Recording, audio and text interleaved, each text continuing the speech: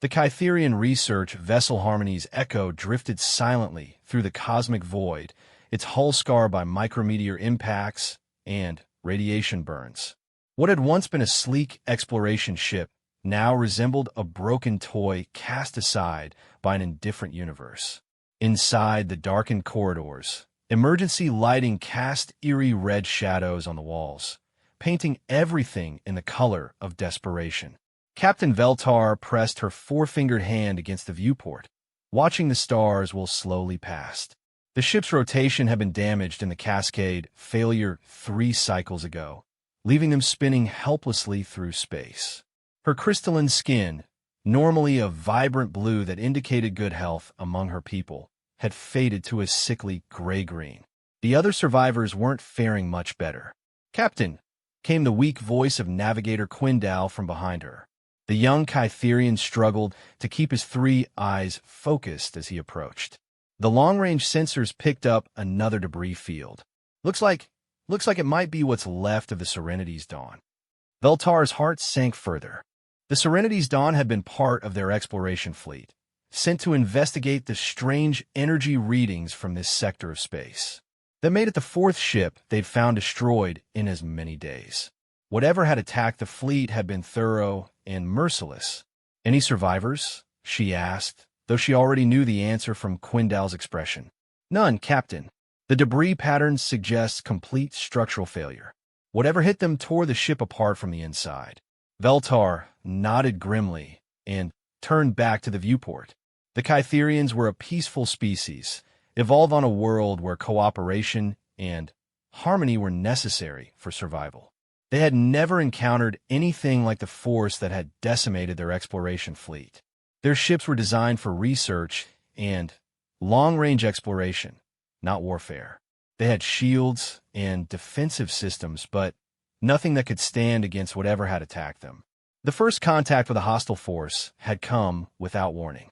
The lead ship, Unity's Promise, had been conducting a routine survey of a seemingly dead system when energy readings spiked across all sensors. The attack came from multiple directions simultaneously, massive energy weapons that cut through their shields like they were made of paper.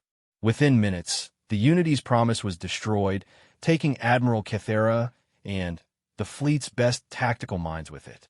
The surviving ships had tried to retreat, but the attackers had been faster, more maneuverable.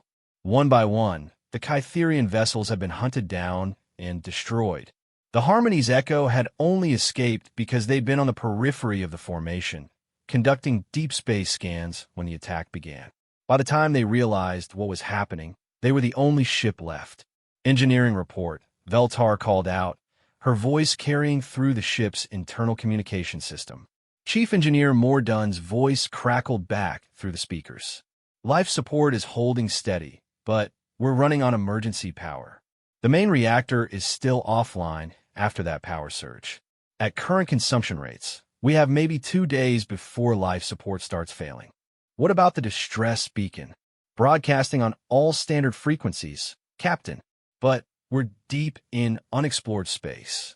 The nearest Kytherian outpost is at least 15 light years away, and even if they received our signal, it would take them weeks to organize a rescue mission." Veltar closed her eyes and let out a long breath. Weeks they didn't have. The hostile force that had destroyed their fleet was still out there, possibly hunting for survivors. Even if they could restore power, the Harmony's Echo was no match for whatever had torn apart ships 3 times their size.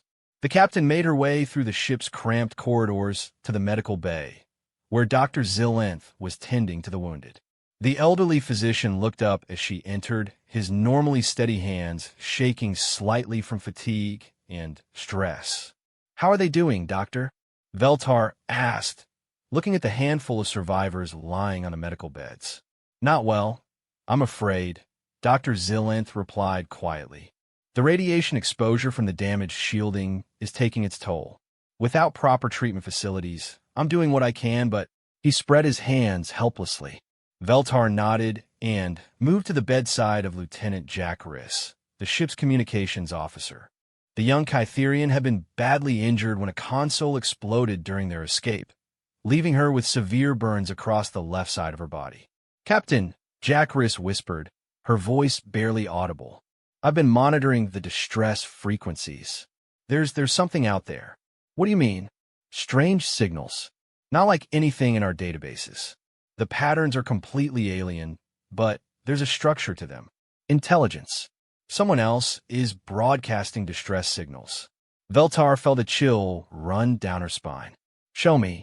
Jack Riss weakly gestured toward a portable scanner beside her bed. Veltar picked up a device and activated it, watching a strange waveform scrolled across the small screen. The signals were unlike anything she'd ever seen. Complex, layered, with mathematical progressions that spoke of advanced technology and desperate intelligence. "How many sources?" Veltar asked. "At least a dozen, Captain. Maybe more. They're scattered across this entire sector. Whatever attacked us, it didn't just target the Kytherians." The realization hit Veltar like a physical blow.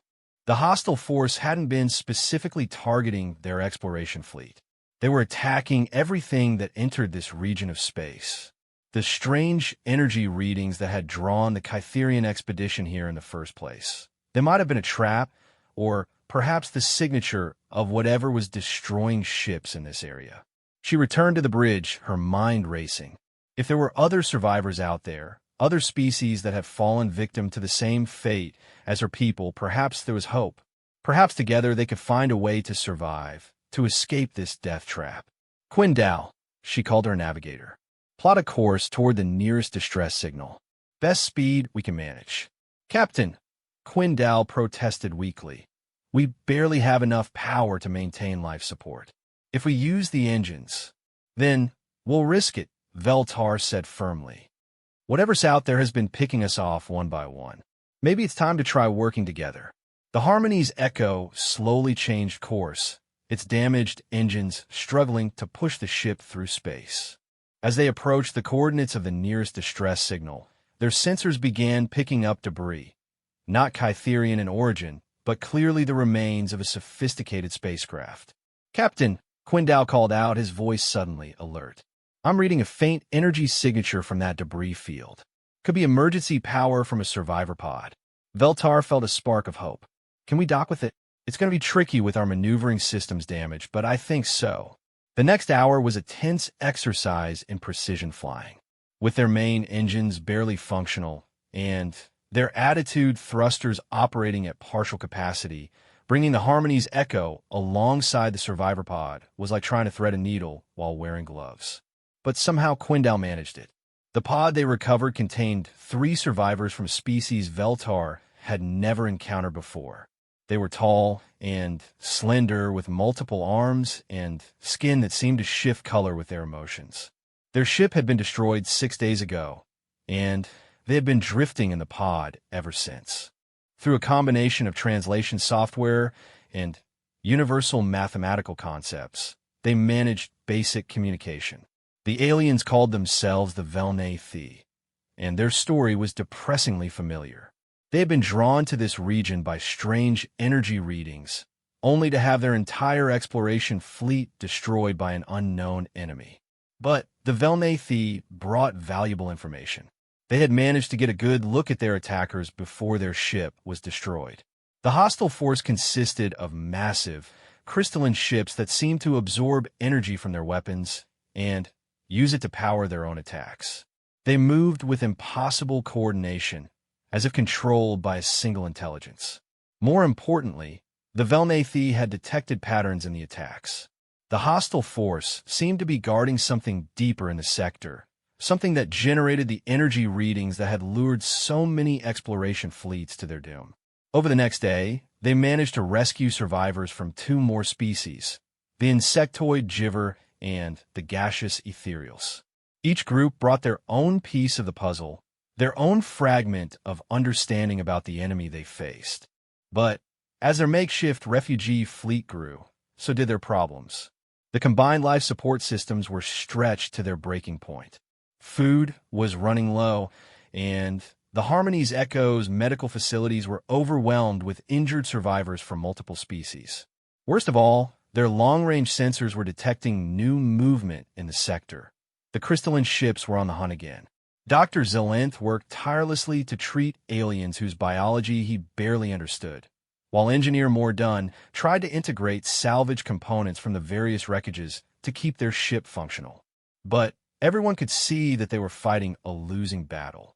Captain Quindal reported grimly, "The crystalline ships are moving in a search pattern.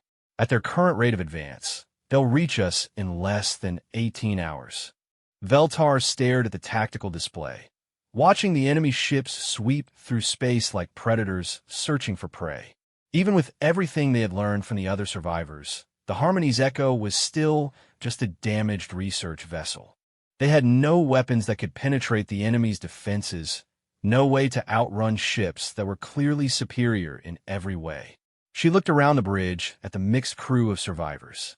Kytherians, Velnathi, Jiver, and Ethereals working side by side despite having no common language beyond mathematics and desperation. In normal circumstances, the first contact between these species would have been celebrated across the galaxy. Instead, it might be the last contact any of them would ever have. As the hours passed, and the enemy ships drew closer, Veltar found herself thinking about her homeworld, about the Kytherian colonies spread across dozens of star systems. If they died here, no one would know what had happened to them. The same energy readings that had lured them here would eventually attract other exploration fleets, and the cycle would continue. Lieutenant Jack Riss, despite her injuries, continued to monitor communications from her medical bed. Her dedication had become something of an inspiration to the other survivors, and Veltar found herself checking on the communications officer more frequently as their situation grew more desperate. "Anything new on the distress frequencies?" Veltar asked during one of these visits. "More of the same, Captain," Jack Riss replied weakly. "Though there is something, I keep picking up these brief transmissions in a completely different format. They're not distress signals exactly, more like status reports. They're coming from much further out, beyond the area where the crystalline ships seem to operate." Veltar Frenet, "Could you isolate one of these transmissions?" Jackaris worked at her portable scanner for a few minutes, her movements slow and careful. Finally, she managed to capture a clear recording of one of the mysterious signals. When she played it back, the bridge fell silent. The transmission was unlike anything any of them had heard before. It was clearly artificial, but there was something about its structure that suggested incredible sophistication. More than that, there was something almost familiar about it. Not familiar in the sense that they recognized the source, but familiar in the way that suggested intelligence similar to their own. It's not a distress signal, Veltar realized. It's military communications. The implications hit everyone at the same time.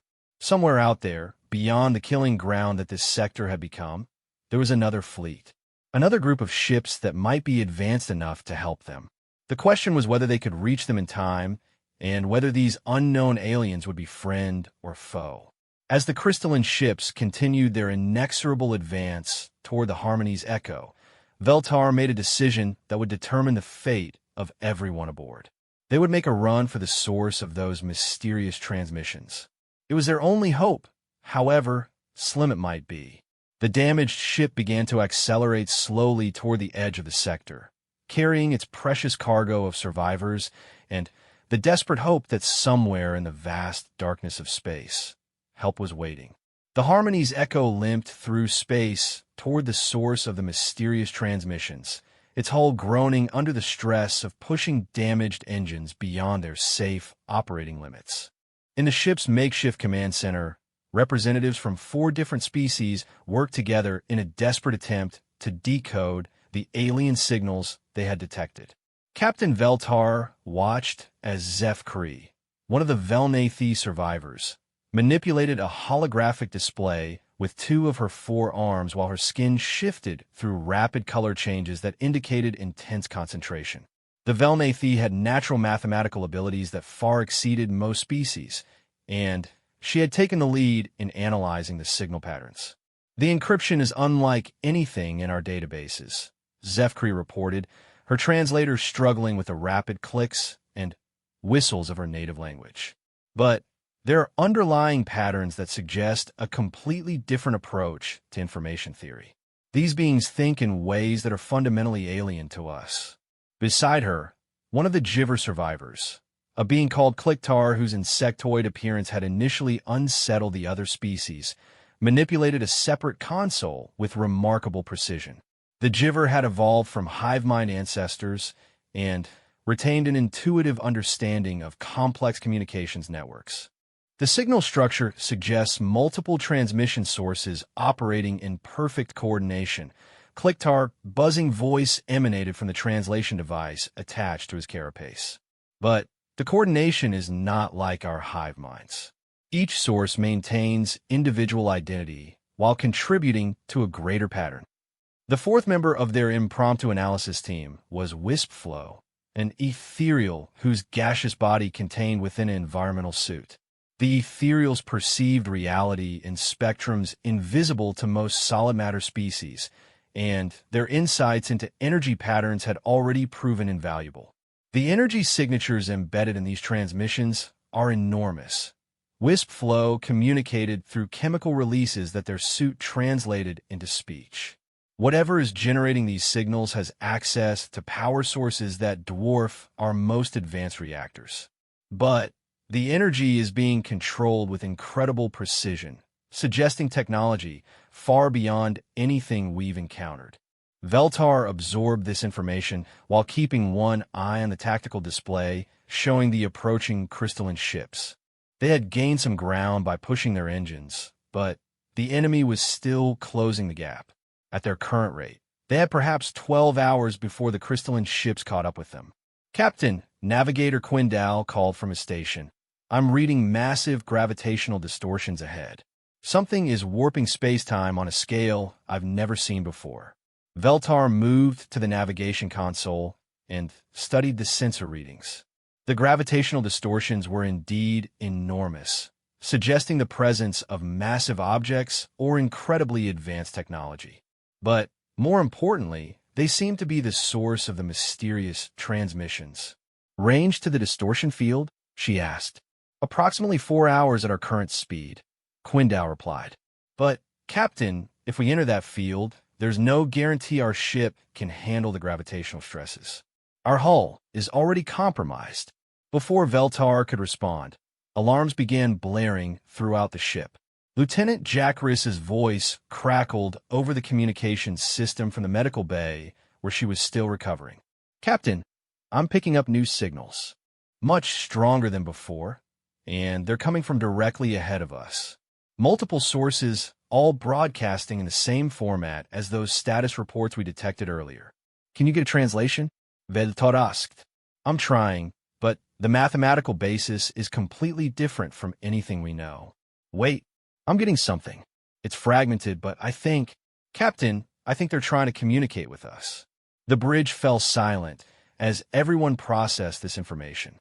After days of drifting helplessly through space, dodging an enemy they couldn't fight, and searching for any sign of hope, the possibility that someone was actually trying to contact them seemed almost too good to be true. Put on speakers, Veltar ordered. The signal that filled the bridge was unlike anything they had ever heard. It was clearly artificial, but there was something about its tone and rhythm that suggested not just intelligence, but emotion. More than that, there was an urgency to it that transcended language barriers. Zefkri's skin suddenly flared bright orange, the Velnathi equivalent of a gasp of surprise. Captain, I'm detecting mathematical progressions in the signal. They're using prime number sequences and geometric relationships to establish basic communication protocols. They're teaching us their language, Clicktar added, his mandibles clicking excitedly. In real time, the computational power required for this kind of adaptive communication is staggering. Over the next hour, as the Harmony's echo continued its desperate flight toward the gravitational distortions, the alien signals became increasingly sophisticated. The unknown species was clearly analyzing their own transmissions and adapting their communication methods to bridge the gap between radically different forms of intelligence. Finally, a breakthrough came. The signals suddenly shifted into recognizable patterns, and the ship's translation systems managed to establish basic semantic connections. The first coherent message that came through sent chills down the spine of every being on the bridge. Unknown vessels under attack by crystalline entities require immediate assistance. Prepare for emergency extraction. Captain Veltar stared at the communications display in disbelief. Not only were these aliens aware of their situation, but they were apparently preparing to help them. After so many days of feeling helpless and alone, the possibility of rescue seemed almost impossible to believe. Respond to them, she ordered. Tell them our position and status. Jackaris worked frantically at her communications console, trying to adapt their transmission protocols to match the alien format. After several attempts, she managed to send a coherent message describing their damaged ship, the number of survivors from multiple species, and their current heading. The response came back almost immediately, and this time the translation was much clearer. Understood. Multiple rescue ships dispatched to your location. Warning: crystalline entities are highly dangerous. Do not attempt to engage. Maintain current heading and prepare for high acceleration extraction. High acceleration extraction? Quindal asked nervously. What does that mean? Before anyone could speculate further, their sensors detected new contacts approaching from the direction of the gravitational distortions. At first, the readings seemed impossible. The objects were moving at significant fractions of the speed of light, far faster than any spacecraft they had encountered.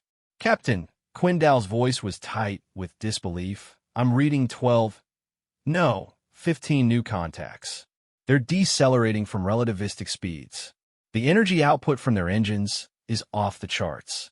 As the rescue ships came within visual range, every being on the bridge pressed forward to get a better look at their potential saviors. What they saw defied every expectation they had formed about the mysterious aliens. The ships were sleek and powerful, clearly designed for both speed and combat. Their hulls gleamed with what looked like metallic armor, but sensor readings indicated technology far more advanced than simple metal plating. Most striking of all, the ships moved with a fluid grace that spoke of incredible technological sophistication, dancing through space as if the laws of physics were mere suggestions. But it was the size of the rescue fleet that truly stunned the survivors. As more ships came into sensor range, it became clear that they were looking at a massive military force. Dozens of vessels, ranging from small, fast scouts to massive battleships that dwarfed anything in the databases of any of the refugee species. Unknown refugee vessel came a new transmission, this one crystal clear and in perfect translation. This is Admiral Sarachan of the Terran Colonial Fleet. We are here to get you out. Prepare for emergency docking with rescue vessel Indomitable. Be advised, we have hostiles incoming fast. The bridge erupted in confused discussion as the various species tried to process what they had just heard. None of them had any record of a species called Terrans, and the name humans meant nothing to any of their databases. But the professional competence in the Admiral's voice and the obvious power of the rescue fleet left little doubt that help had finally arrived. The ship designated as the Indomitable was a monster, easily 5 times the size of the Harmony's Echo, and bristling with weapon systems that the refugees' sensors couldn't even properly categorize. As it maneuvered to match their course and speed, the precision of its movements was almost artistic. Captain, Chief Engineer Mordunn's voice crackled over the communication system. I'm reading some kind of tractor beam locking onto our hull. But it's not like any tractor beam technology I've ever seen. It's actually stabilizing our damaged sections and reinforcing our structural integrity. Veltar watched in amazement as the massive human ship positioned itself alongside the Harmony's Echo. A docking tube extended from the larger vessel, somehow adapting its configuration to mate with the Kytherian ship's emergency airlocks despite the complete incompatibility of their designs. All refugees prepare for immediate transfer. Admiral Chin's voice came over the communication system. "We have medical facilities standing by and can accommodate multiple atmospheric requirements. Move quickly. We have company coming." The transfer operation was a marvel of efficiency.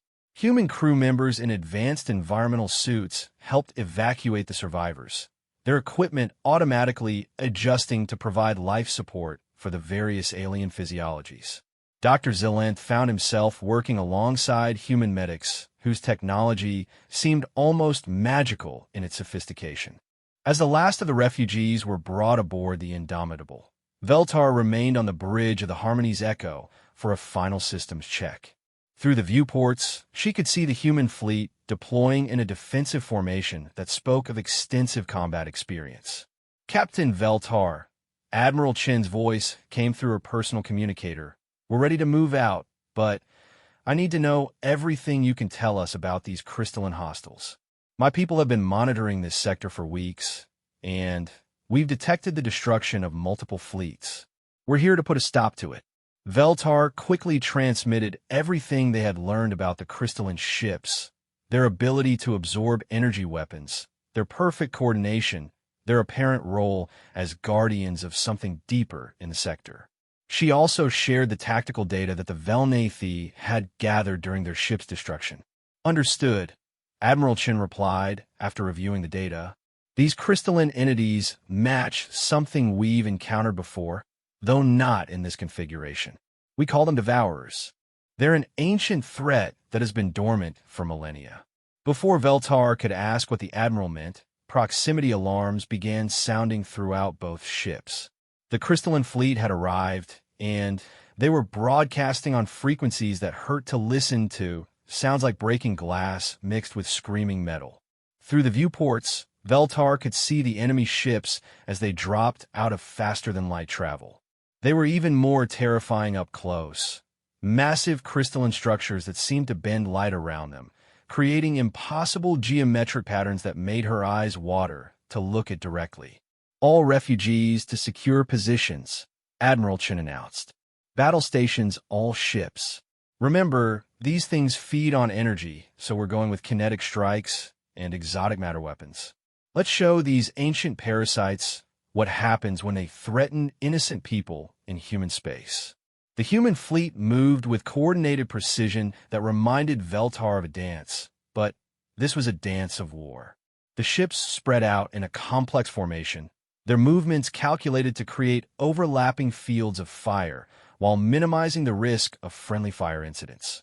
The first exchange between the human fleet and the crystalline ships was unlike anything Veltar had ever witnessed. The humans opened fire with weapons that seemed to tear holes in space itself, while the crystalline ships responded with energy beams that turned the vacuum around them into plasma. But something was different this time. The crystalline ships, which had easily destroyed every other fleet that entered this sector, were struggling against the human weapons. Their ability to absorb energy was useless against the exotic matter projectiles and space-time distortion weapons that the human ships employed. Refugee vessel Harmony's Echo came a transmission from one of the human escort ships. "You are cleared to join the evacuation convoy. We'll handle the hostiles." As Veltar was transferred to the Indomitable, she watched through the ship's advanced viewports as the battle raged around them. The human fleet fought with a ferocity and tactical sophistication that spoke of a warrior culture, but there was something more than just military prowess in their actions. They were angry. These humans, whatever they were genuinely enraged by what the crystalline ships had done to the innocent exploration fleets. They fought not just to win, but to ensure that no other species would suffer the fate that had befallen the Kytherians and their fellow refugees. The battle was still raging as the evacuation convoy, protected by a screen of human destroyers, began its journey toward the edge of the sector. Veltar found herself in the Indomitable's observation deck alongside the other refugee leaders, watching as the human fleet systematically dismantled an enemy that had seemed invincible. "Captain," Wisp Flow communicated through the ship's atmosphere processors, "I am detecting something unprecedented in the energy patterns of this battle. The humans are not just defeating the crystalline ships, they're learning from them, adapting their tactics in real time. Zefkri's skin was cycling through colors that indicated deep thought. Their computational abilities must be extraordinary.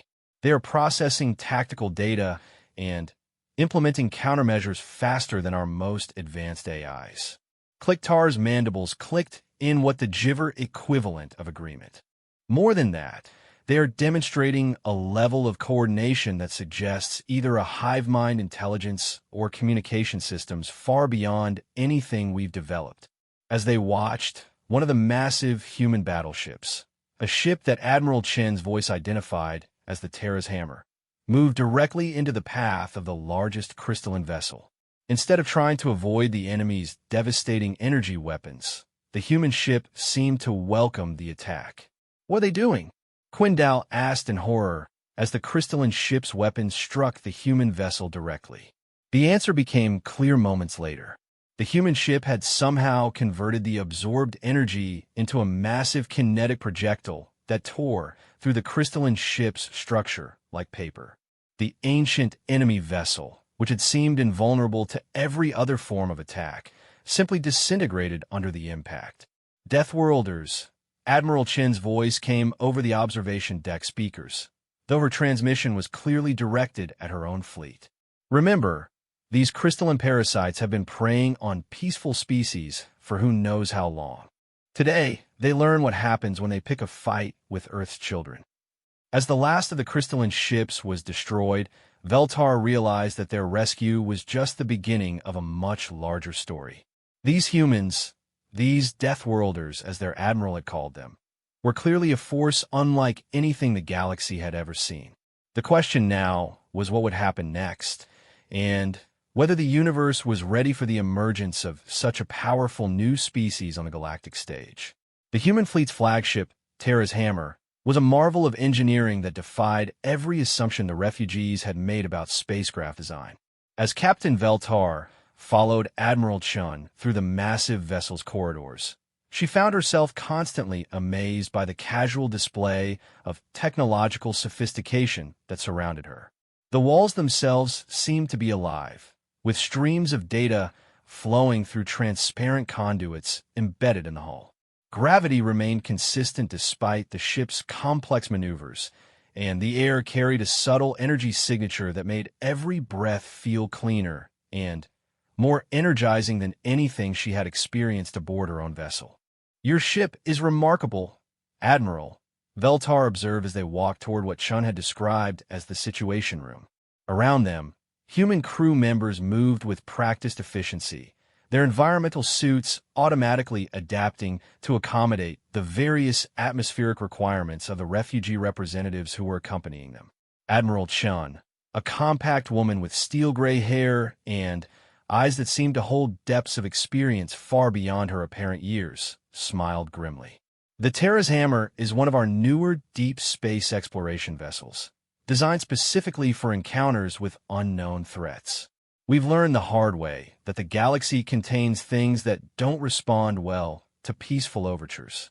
They entered a vast chamber dominated by a three-dimensional tactical display that showed not just their current location, but a detailed map of the entire sector.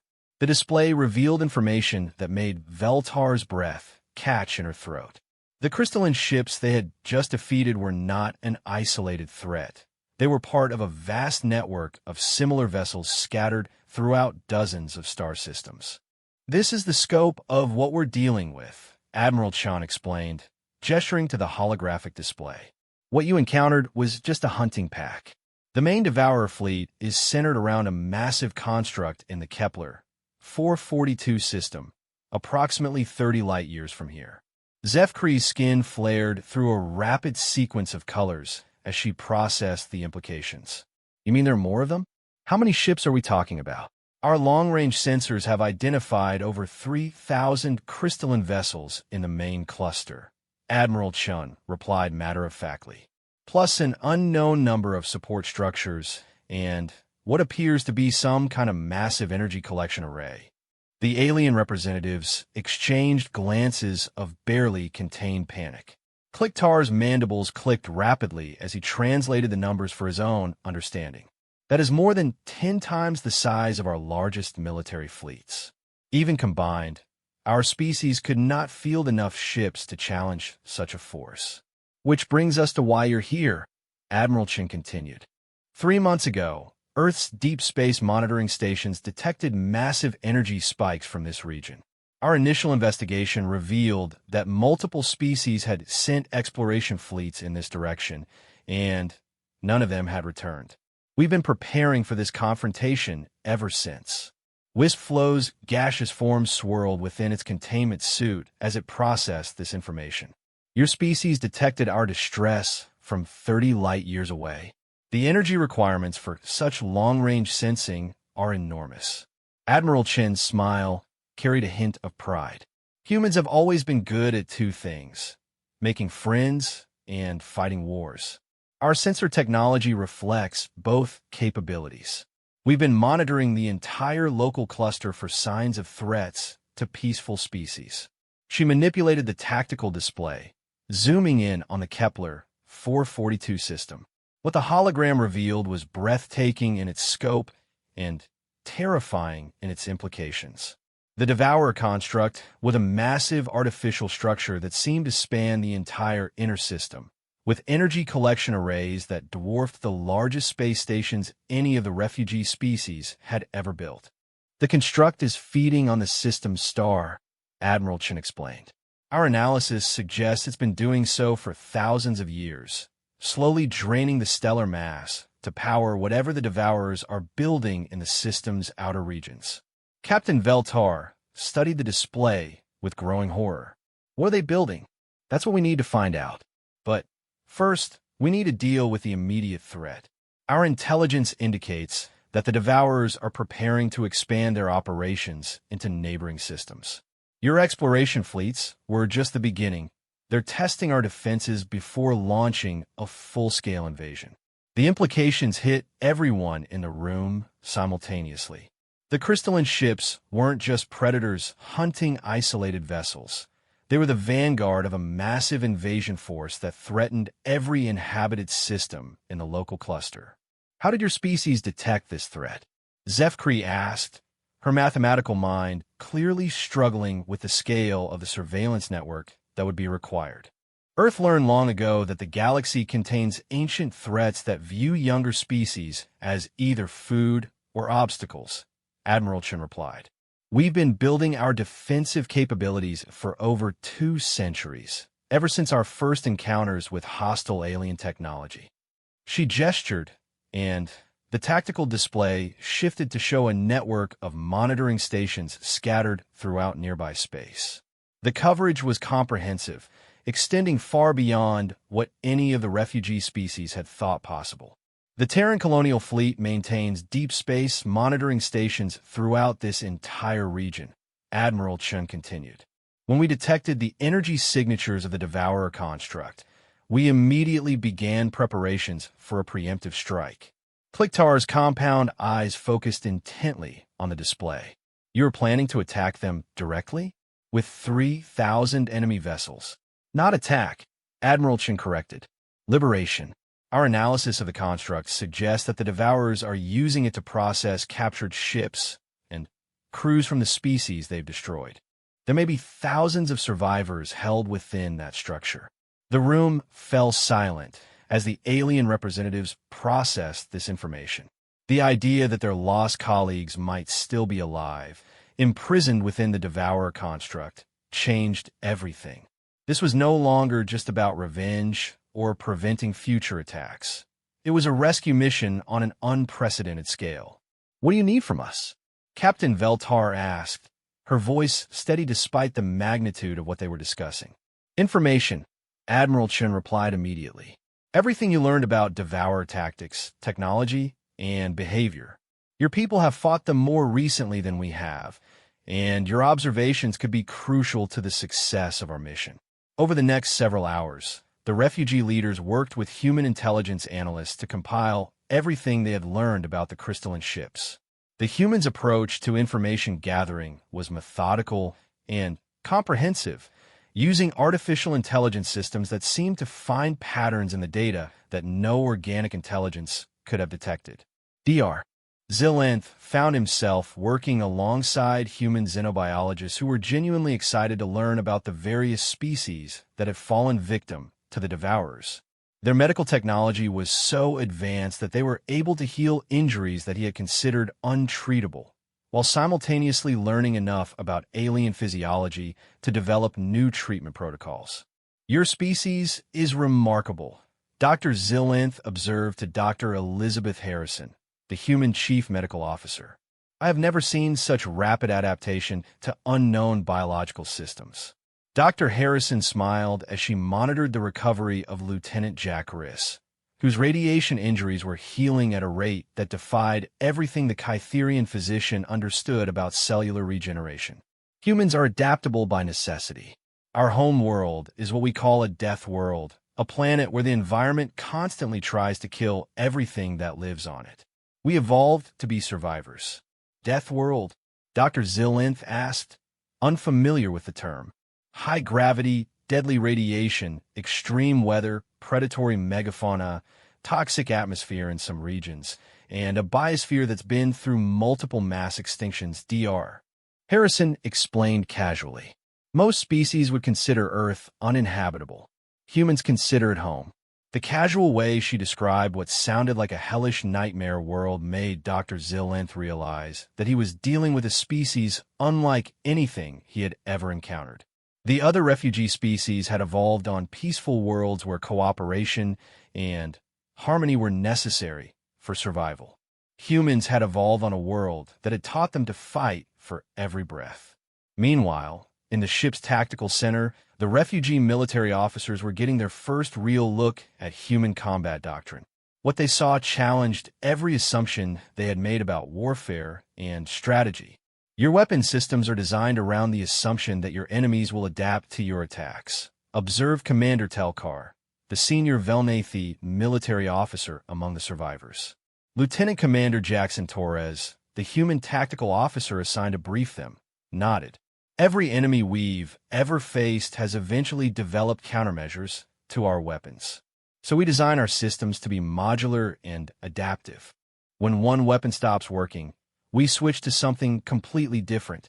He demonstrated by showing them the weapon systems aboard the Terra's Hammer.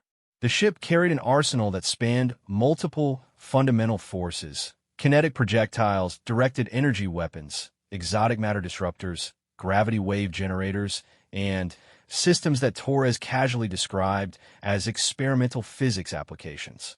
"The Devourers can absorb and redirect conventional energy weapons," Torres explained.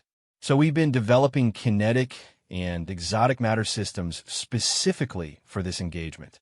Our weapons are designed to bypass their energy absorption capabilities entirely." Commander Reltar, a Jiver tactical specialist, studied the weapon configurations with professional admiration. "Your approach to warfare is unlike anything in our databases. You do not seek to overpower your enemies. You seek to render their advantages irrelevant." "Exactly," Torres replied. "Humans learned long ago that brute force is rarely the best solution to a tactical problem. We prefer to think our way around obstacles rather than charging through them."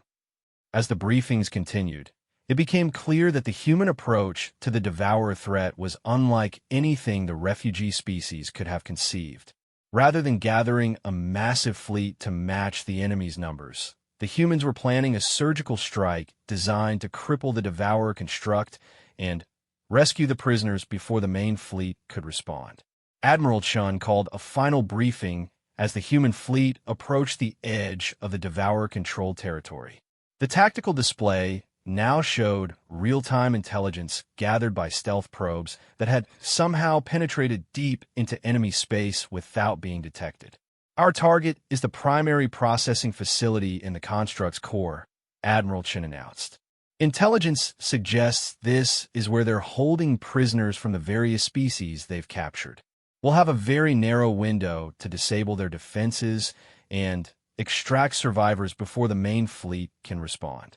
Captain Veltar studied the tactical plan with growing amazement. The humans weren't just planning to fight the Devourers, they were planning to outthink them.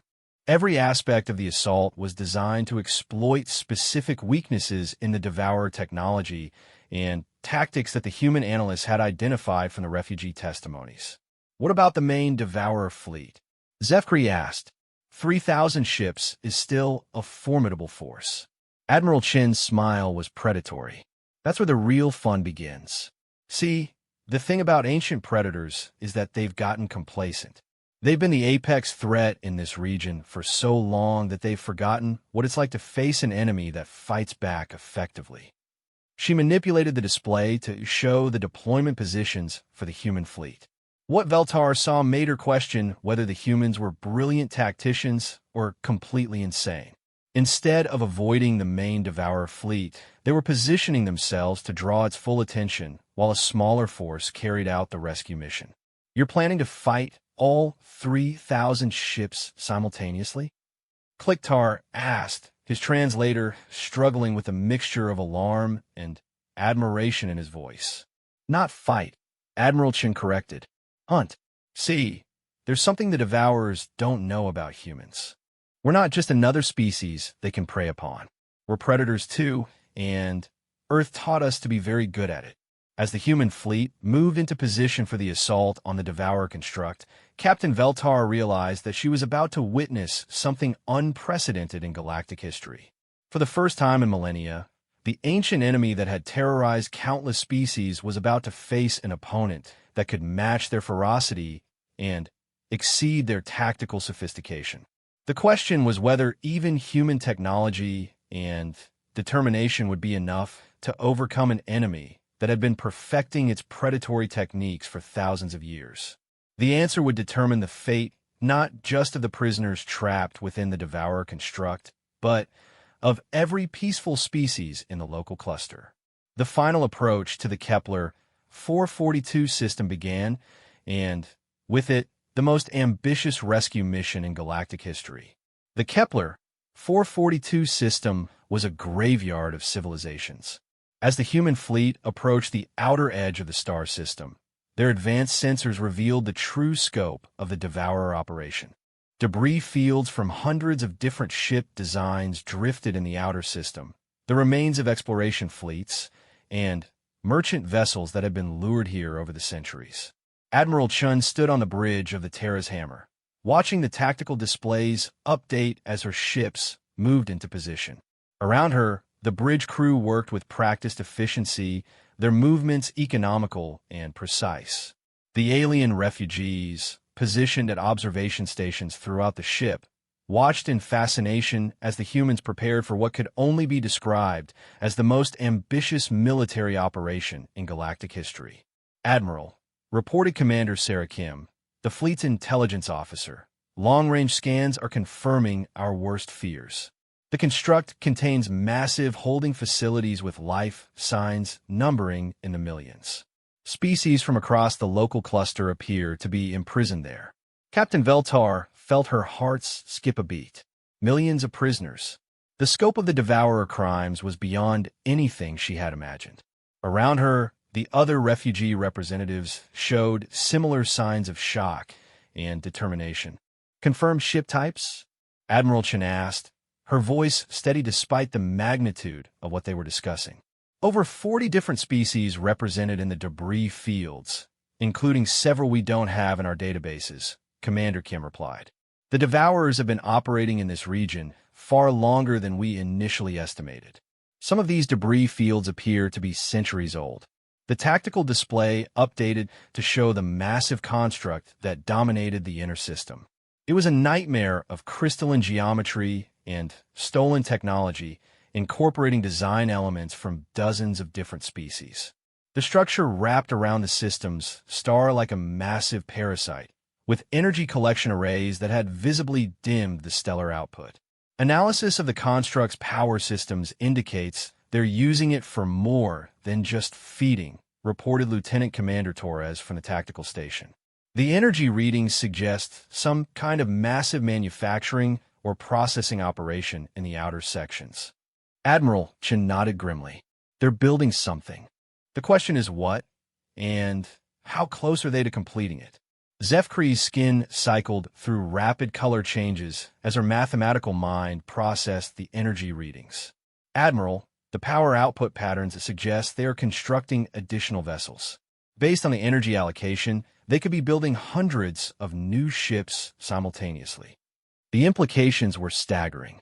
If the Devourers were expanding their fleet while holding millions of prisoners from dozens of species, they represented a threat that went far beyond the local cluster. This was a genocidal operation on a galactic scale. Fleet status report, Admiral Chun ordered. All ships report ready for combat operations, Commander Kim replied. Strike Force Alpha is in position for the rescue operation. Strike Force Beta has deployed stealth mines throughout the outer system approaches. The main battle group is holding position at the edge of sensor range. Admiral Chun studied the tactical situation one more time. The plan was complex and risky, requiring precise timing and coordination between multiple fleet elements. But it was also the only chance they would have to rescue the prisoners before the Devourers realized the true scope of the human threat. Initiate Operation Prometheus, she ordered.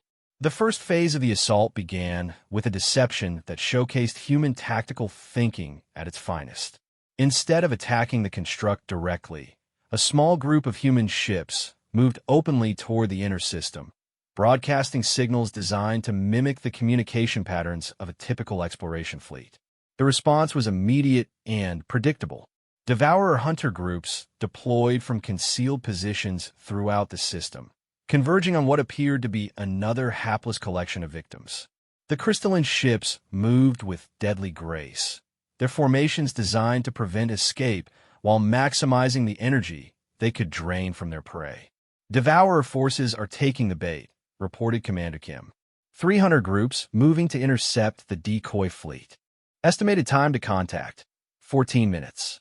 What the Devourers didn't realize was that the exploration fleet they were hunting consisted of some of the most advanced warships in human space, equipped with experimental stealth systems and weapons designed specifically for this engagement. The ships appeared helpless on Devourer sensors, while actually being invisible to their most sophisticated detection systems. Meanwhile, the real rescue operation was beginning. Strike Force Alpha, consisting of 12 fast assault ships and specialized rescue vessels, approached the construct from the system's north pole, using the star's magnetic field to mask their approach. The human ships moved like ghosts through space, their stealth technology rendering them effectively invisible to Devourer sensors. Captain Veltar watched the rescue operation unfold from the tactical center aboard the Terra's Hammer. The precision and coordination of the human attack was unlike anything she had ever witnessed. Every movement was calculated, every decision made with mathematical precision, yet the overall effect was one of fluid artistry. Rescue teams are penetrating the construct's outer defenses, reported the communications officer. Initial scans confirm massive prison facilities in sectors 7 through 12.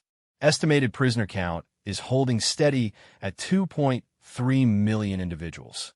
Dr. Zilanth, monitoring the operation from the medical bay, was coordinating with human rescue teams as they prepared to handle survivors from dozens of different species.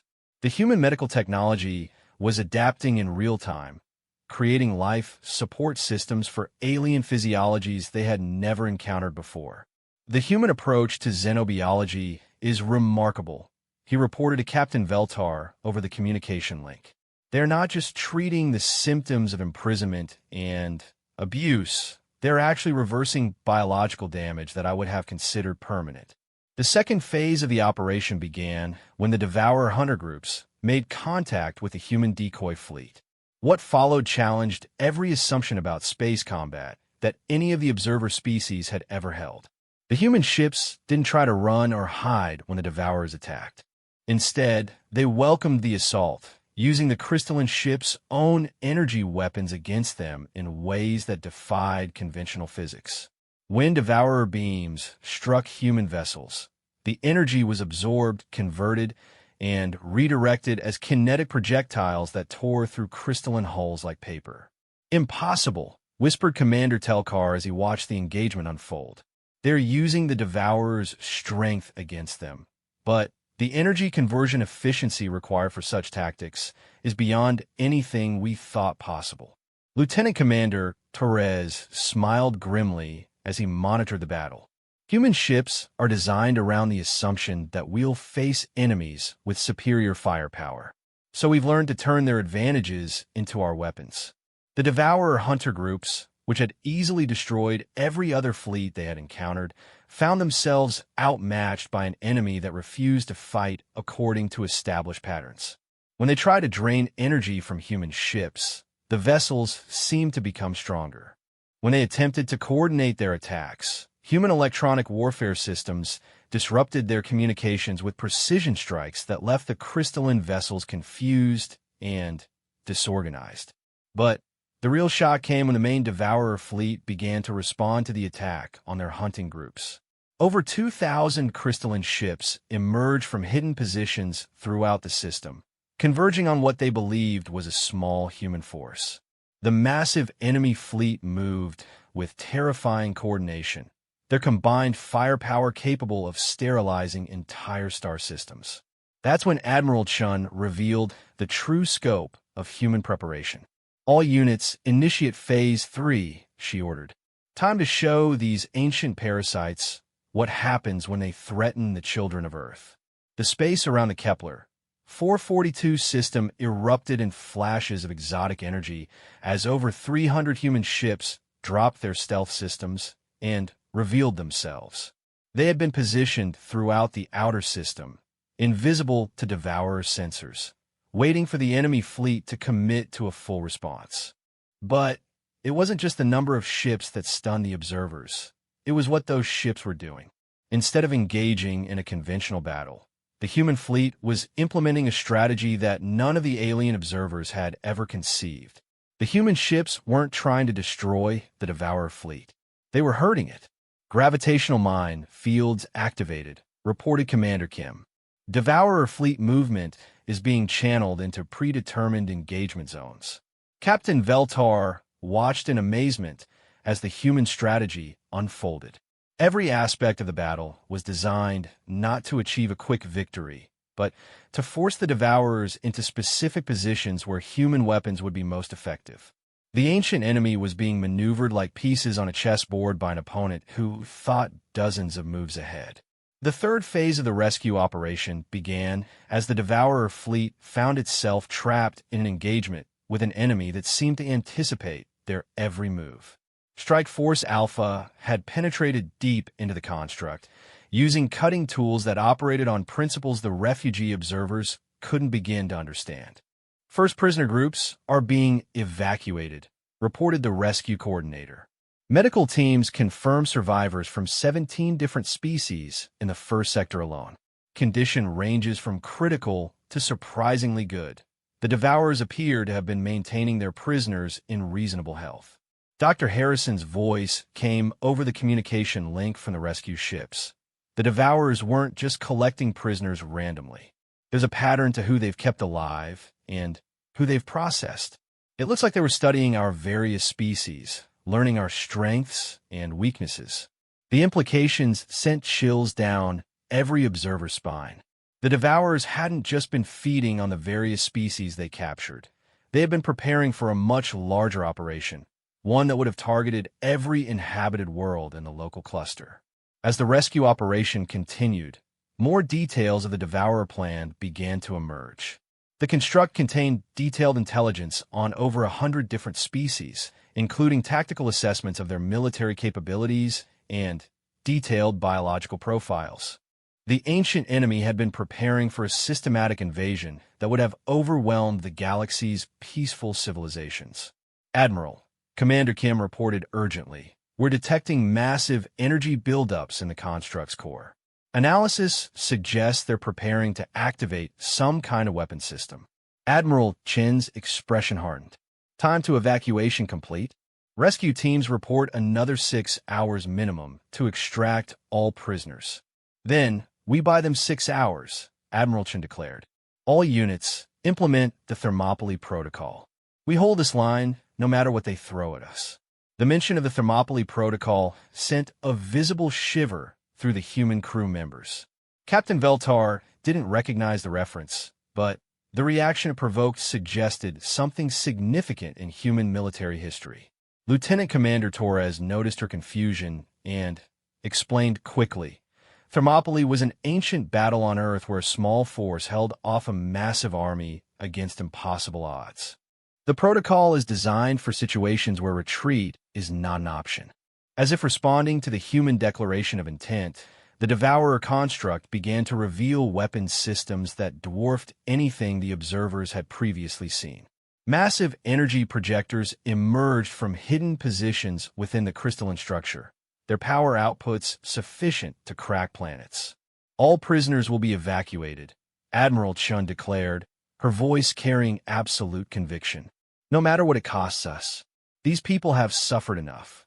The final phase of the battle was about to begin, and Captain Veltar realized she was about to witness something that would be remembered throughout galactic history. The question was whether any of them would survive to tell the story. The space around the Kepler 442 system became a cauldron of exotic energies as the Devourer construct revealed its true purpose. The massive crystalline structure wasn't just a prison and feeding station. It was a weapon of unimaginable power, designed to harvest the life force of entire star systems. As its primary systems came online, the very fabric of space-time began to warp around it. Admiral Chun stood on the bridge of the Terra's hammer, watching his readings that should have been impossible scrolled across her tactical displays.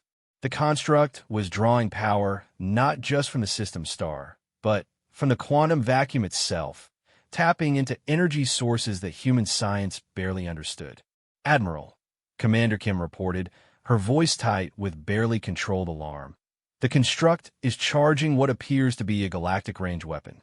If our calculations are correct, it has sufficient power to sterilize every inhabited system within 1,000 light-years.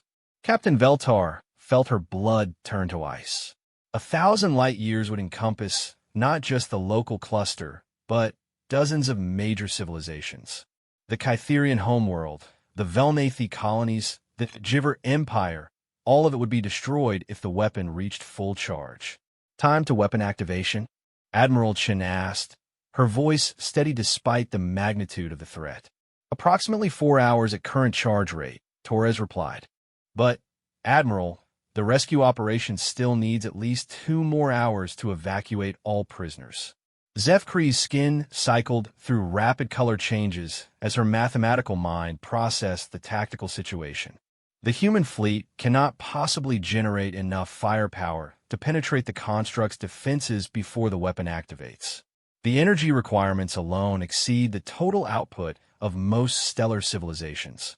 Admiral Chun turned to look at the alien representatives, her expression grim but determined. You're right. We can't overpower it with conventional weapons. But humans didn't become the dominant species on a death world by relying on conventional solutions. She moved to the tactical display and began highlighting specific positions within the human fleet formation. Every ship in this fleet carries experimental weapon systems that were deemed too dangerous for normal deployment. We've been saving them for a situation exactly like this. What followed was a briefing on human weapons technology that left the alien observers speechless. The human ships weren't just carrying advanced energy weapons and kinetic systems. They were equipped with devices that operated on principles that challenged the fundamental laws of physics. Quantum disruptor torpedoes that can unravel the atomic bonds in crystalline structures, Admiral Chen explained, pointing to weapon systems on the display. Temporal displacement fields that can isolate sections of the construct outside normal spacetime. Artificial singularity generators that can create controlled gravitational anomalies. Dr. Zilenth stared at the specifications in amazement. These weapons could destroy entire planets. How do you safely deploy such destructive forces? Very carefully, Lieutenant Commander Torres replied with dark humor. And with the understanding that some threats are worth any risk to stop. The rescue operation was reaching its climax as human teams penetrated deeper into the construct's core. The reports coming back painted a picture of horror that would haunt the survivors for generations. The Devourers had been systematically studying their prisoners, conducting experiments to understand the biology and psychology of dozens of different species.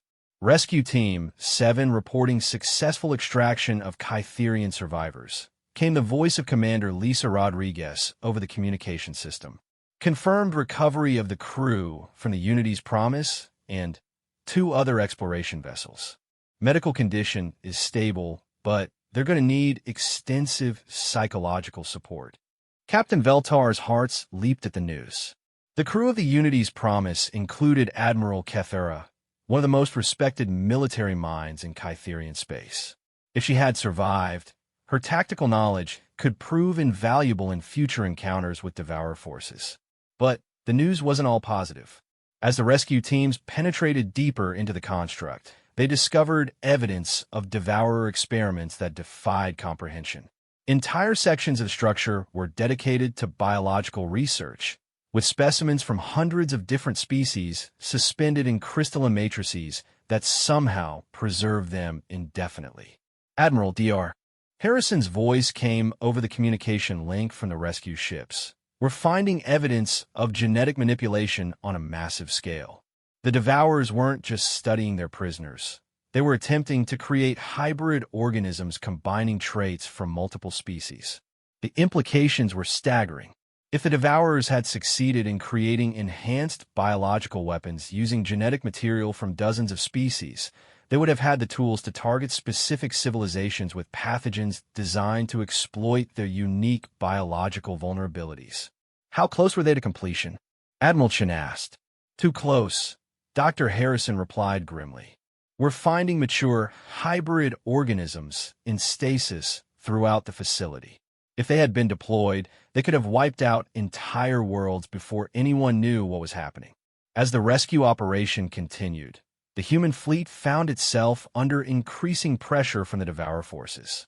The crystalline ships had adapted their tactics, learning from their earlier encounters and developing countermeasures to human weapon systems. But they were still thinking in terms of conventional warfare, unable to comprehend the true scope of human tactical innovation. Devourer fleet is consolidating around the construct, Commander Kim reported. They're using it as a fortress, channeling their defensive efforts through the structure's power grid. Perfect, Admiral Chen replied, surprising everyone on the bridge. That's exactly what we wanted them to do. All ships implement the Icarus Protocol.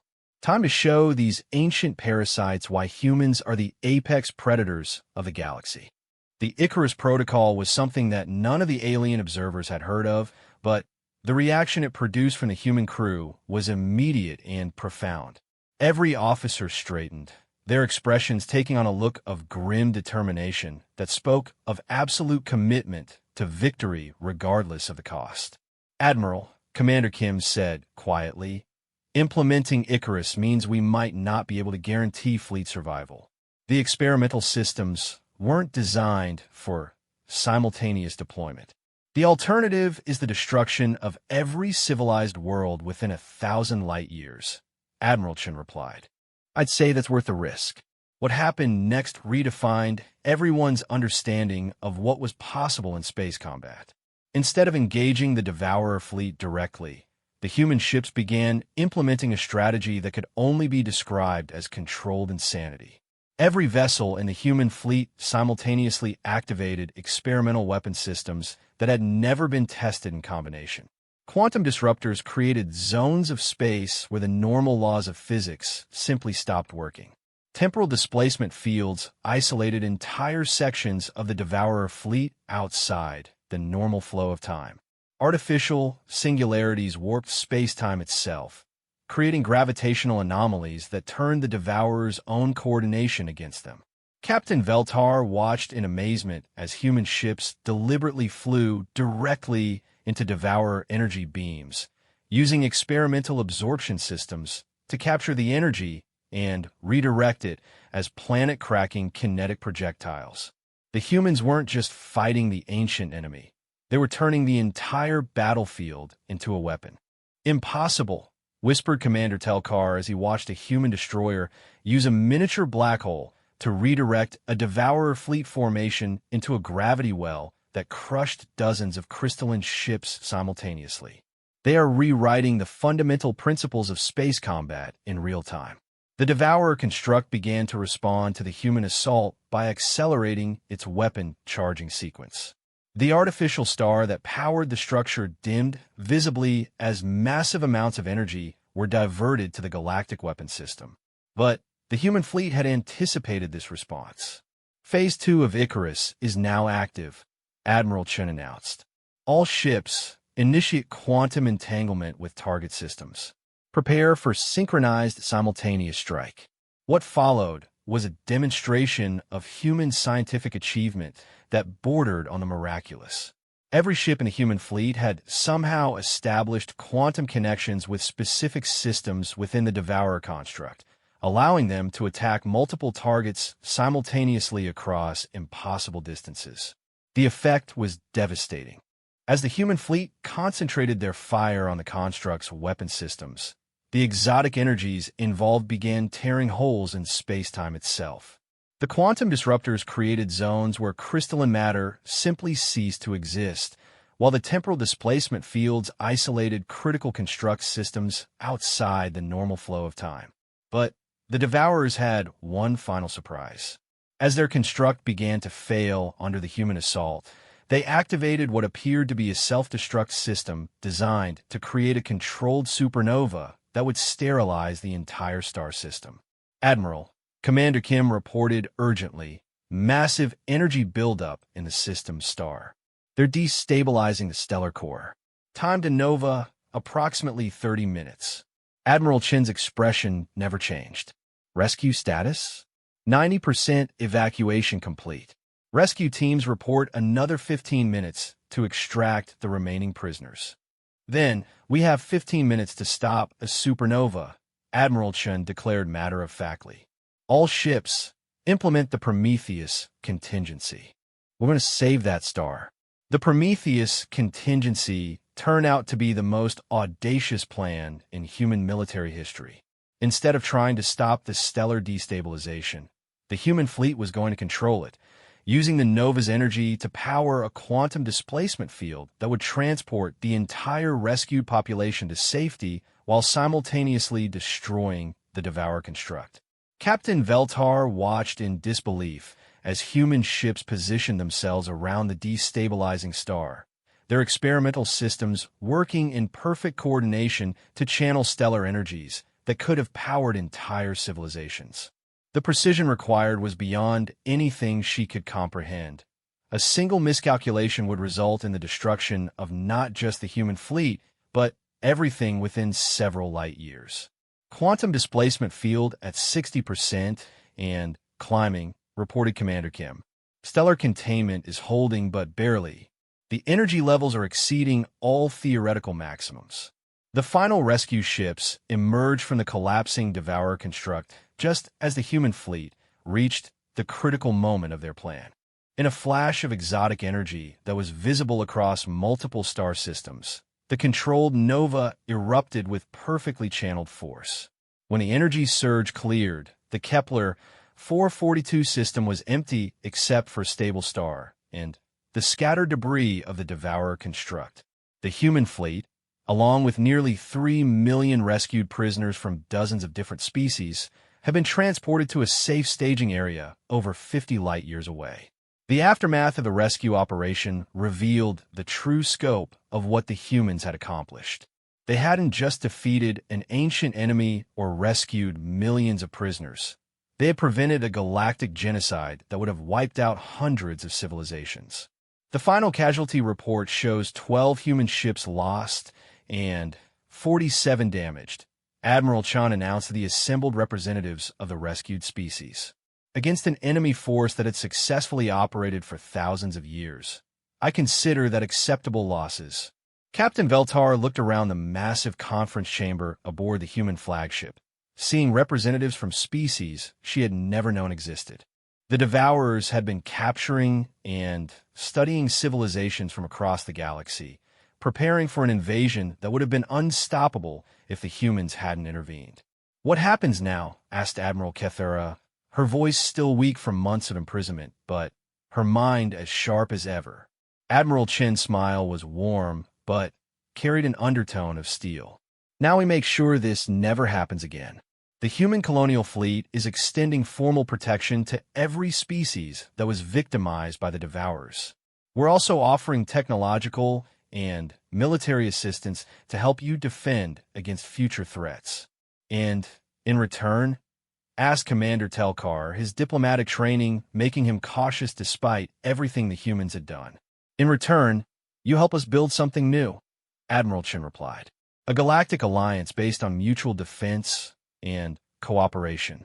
The universe is full of ancient threats and predatory species. Together, we can face them. Apart, we're all vulnerable." As the rescued species began the long journey home to their respective worlds, Captain Veltar found herself reflecting on everything that had changed. The galaxy would never be the same after the emergence of humanity as a major power. But perhaps that was exactly what the galaxy needed, a species that had learned to fight not for conquest, but for the protection of the innocent. The humans had proven that even ancient terrors could be defeated when faced with determination, ingenuity, and the absolute refusal to abandon those in need. It was a lesson that would reshape galactic civilization for generations to come, and ensure that no species would ever again face the darkness alone. The void that had once seemed empty and hostile was now filled with the promise of alliance and mutual protection. The age of human expansion had begun, and with it, a new era of hope for all the peaceful species of the galaxy.